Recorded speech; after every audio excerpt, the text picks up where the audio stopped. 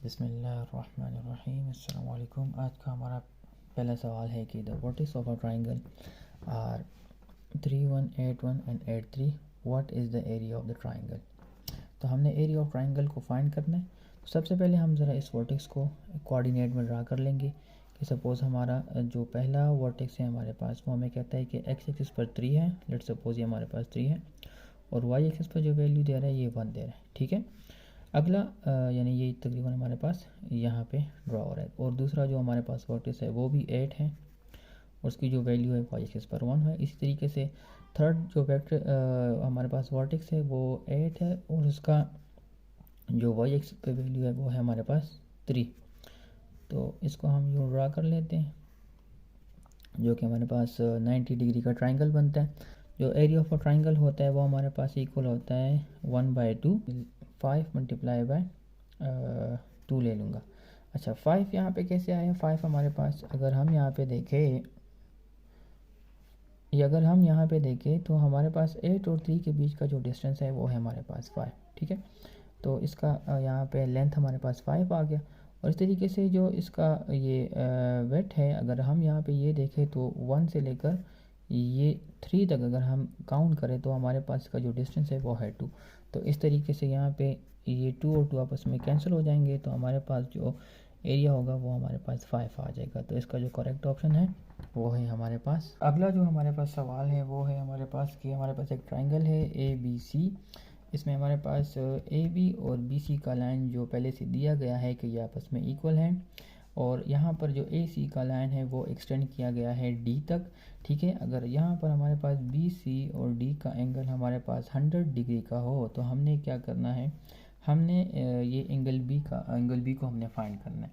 तो इसके लिए हमें पता है कि जो हमारे पास ये हाफ सर्कल होता है तो ये हमारे पास 180 के बराबर होता है, जिसमें से ये जगह जो है ये हमारे पास 100 डिग्री के बराबर हो गए तो ये कितना होगा, ये हमारे पास 80 डिग्री के बराबर होगा। और हमें ये भी मेंशन है कि इसमें AB जो है वो साइड इक्वल हैं BC साइड के। तो जब दो साइड आपस में इक्वल होते हैं तो उनके जो अपोजिट एंगल्स होते हैं वो भी आपस में इक्वल होंगे। यानी इसका जो अपोजिट एंगल है वो एंगल A है और इसका जो अपोजिट एंगल A है वो एंगल C है। तो अगर एंगल C हमारे पास 80 डिग्री का है तो एंगल A भी हमारे पास क्या होगा, 80 डिग्री के बराबर होगा।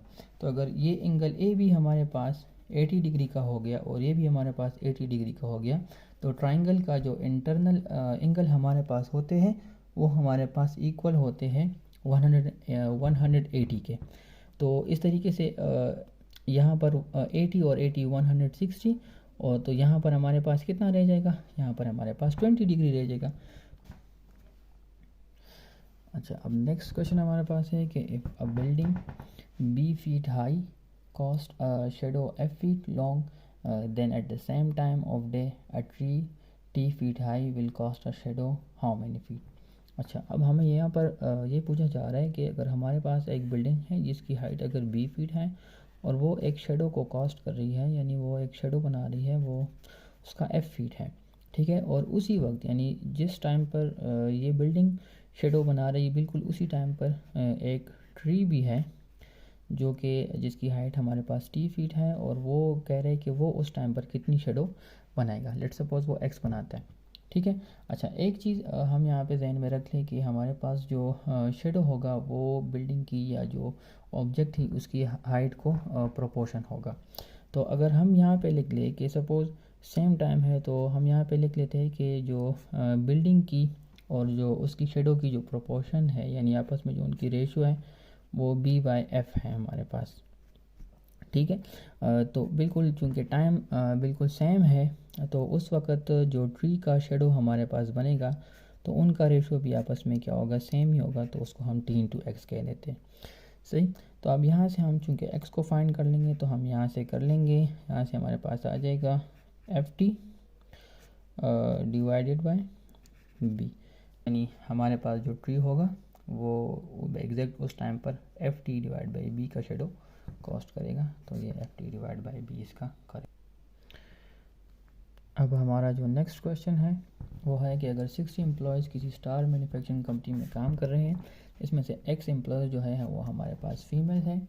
अच्छा, अब यहाँ पे क्या है कि अगर if 2/3 of the remainder are married, अगर उन 60 एम्प्लॉयज़ में से जिसमें से फ़ीमेल की तादाद x है हमारे पास, अगर उसमें से जो है उसके रिमाइंडर में से अगर 2/3 हमारे पास मैरिड है, तो अनमैरिड मैन उसमें उस कंपनी में कितने होंगे। ठीक है, हमने अनमैरिड मेंस की जो है वो तादाद को मालूम करना है। सबसे पहले हम इस तरह करते हैं कि हम मालूम करते हैं कि कंपनी में कितने मैन काम कर रहे हैं, यानी कितने आदमी काम कर रहे हैं। तो चूँकि टोटल 60 एम्प्लॉयज़ हैं, तो उसमें से अगर हम फीमेल को निकाल देंगे तो हमारे पास जो आ जाएगा वो हमारे पास टोटल जो तादाद होगी वो मर्दों की होगी। तो जो 2/3 है हमारे पास वो है हमारे पास मैरिड। तो इसका 2/3 अगर हम निकाल दें तो ये मैरिड लोगों की तादाद होगी, तो जिससे हमारे पास यहाँ पर आएगा 40 - 2/3 ऑफ x। ठीक है, तो ये जो है हमारे पास मैरिड लोगों की तादाद है। अब हम चूँकि अनमेरिड को फाइंड कर रहे हैं, तो हमारे पास जो मैन की जो तादाद है वो तो 60 - x है। तो हम क्या कर लेते हैं कि 60 - x से इसको हम सब्ट्रैक्ट कर लेंगे, तो ये हमारे पास आ जाएगा 20, और यहाँ से हमारे पास आ जाएगा 1/3 ऑफ x, यानी x यानी अगर मैं यहाँ पे इसको इस तरीके से कर लूँ, आप लोगों को ज़्यादा बेहतर समझ आ जाएगी। -3 of x plus 2x into 3, तो इससे हमारे पास आ जाएगा -1/3 ऑफ x। तो जो अनमेरिड लोगों की जो तादाद है, यानी जो आदमियों की तादाद है, वो है हमारे पास 20 - 1/3 ऑफ x।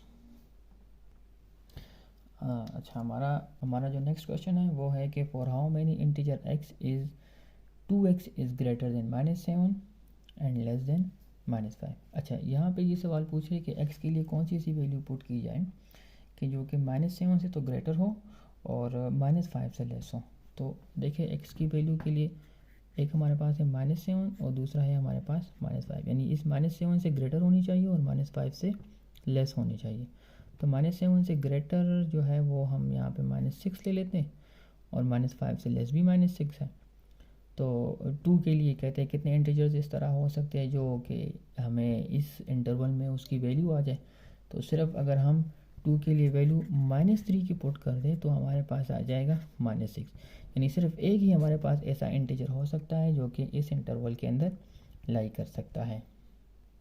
नेक्स्ट जो हमारे पास क्वेश्चन है कि अगर एक रेक्टेंगल है जिसके साइड हमारे पास 2x और 3x हैं, एंड उसका एरिया जो है वो हमारे पास 24 है, तो हमने वैल्यू ऑफ x को फाइंड करना है। तो देखिए, एरिया ऑफ रेक्टेंगल जब भी हम फाइंड करते हैं तो वो एरिया उसका लेंथ इंटू ब्रेथ होता है। ठीक है, तो चूँकि पहले से एरिया गिवन है 24, और सपोज़ एक साइड इसकी 2x, लेंथ इसका 2x कर ले, और जो इसकी ब्रेथ है वो आप 3x कर ले, तो 24 इज़ इक्वल टू यहाँ पे 6x² आ जाएगा, जिससे हमारे पास 4 इज़ इक्वल टू x², या फिर हम यहाँ पे लिख सकते हैं कि हमारे पास जो x की वैल्यू है वो है 2।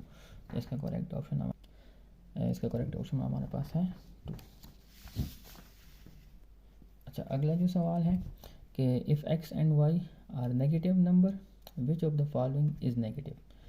अगर x और y हमारे पास अगर नेगेटिव नंबर है तो इन दोनों में से, ये जो नीचे ऑप्शंस हैं हमारे पास, इनमें से कौन सा नंबर नेगेटिव का होगा। तो देखिए, अगर इसको देखा जाए तो अगर x भी नेगेटिव है, y भी नेगेटिव है, तो माइनस इंटू माइनस तो अगेन पॉजिटिव हो जाएगा। यहाँ से पॉजिटिव और दोबारा स्क्वायर उसके ऊपर आया तो ये भी पॉजिटिव ही होगा, और यहाँ से जो भी होगा इसके बीच में से आएगा, ऊपर चूँकि स्क्वायर है तो ये भी पॉजिटिव होगा। ठीक है, इसको देख लें, ये जो है x + y, अगर हम ये भी नेगेटिव ले लें और इसको भी नेगेटिव ले लें तो इन दोनों से जो भी इसका आंसर आएगा वो नेगेटिव ही होगा। और यहाँ पर अगर आप ले लें -x और -y, तो ये आपको पॉजिटिव ही आंसर देते हैं, मतलब आपके पास सिर्फ जो नेगेटिव है वो यहाँ से ही आ सकता है। तो करेक्ट इसका जो आंसर है वो ये है। अच्छा, अगला हमारा जो क्वेश्चन है वो है, अगर if x - 4 is 2 greater than y, ठीक है, then x + 5 is how much greater than y। अगर हमारे पास x - 4 है, ठीक है, वो हमारे पास y से 2 पॉइंट्स ग्रेटर है। ठीक है, तो हमने ये फाइंड करना है कि हमारे पास जो x+5 होगा ये y से कितने पॉइंट्स ग्रेटर होगा। अच्छा, तो इसके लिए सबसे पहले हम इस तरह करते हैं कि ये आपको इक्वेशन 1 आप इसको कह दो, इसको आप इक्वेशन 2 कह दो। तो 1 को ज़रा इम्प्लाई करते हैं, यहाँ पर हमारे पास आ जाएगा कि x-4 - 2 = y या x - 6 = y। तो अब इसी y की वैल्यू को आप इस तरह करें कि इस इक्वेशन 2 में पुट कर दें। तो 2 हमारे पास आ जाएगा कि x+5 = y की जगह आ जाएगा x - 6 प्लस अननोन। ठीक है। अच्छा, अब यहाँ से चूँकि x और x को आप कैंसिल कर सकते हैं और यहाँ पर 5 और 6 को यहाँ पे शिफ्ट कर दे तो +6 = ये जो अननोन है जिसको हम फाइंड कर रहे हैं। तो यहाँ से हमारे पास आ जाएगा 11 = ये अननोन। ठीक है, यानी अगर हमारे पास x-4 जो है वो y से 2 पॉइंट ग्रेटर होगा तो x+5 जो होगा ये हमारे पास यहाँ से 11 पॉइंट ग्रेटर होगा, तो यहाँ पर आ जाएगा 11। ये था आज के हमारे कुछ क्वेश्चंस जो कि सेट से रिलेटेड थे। उम्मीद करता हूँ आप लोगों को समझ आ गई होगी। इंशाल्लाह अगली वीडियो में हम मज़ीद इसके ऊपर क्वेश्चन करेंगे। जज़ाकल्लाह। अस्सलामु अलैकुम।